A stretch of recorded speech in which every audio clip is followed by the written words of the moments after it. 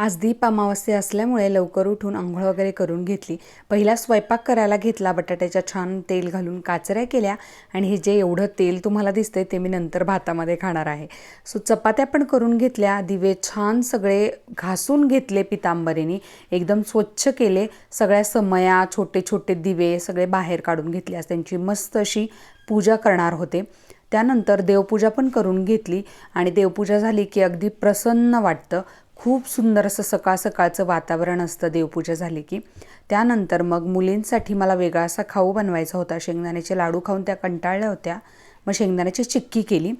त्यानंतर दीप पूजन करून घेतलं, छान कणकेचे दिवे केले, ते सुद्धा पूजून घेतले। त्यानंतर शर्वी आली, मग तिचं औक्षण करून घेतलं, छान हळदी कुंकू लावून तिला व्यवस्थित ओवाळून घेतलं आणि मग नंतर तिचा अभ्यास घ्यायचा होता आणि तिला चारायचं सुद्धा होतं, मला थोडंसं शूट करायचं होतं ते करून घेतलं, तिला खाऊ भरवून घेतला, अभ्यास घेतला थोडा तिचा।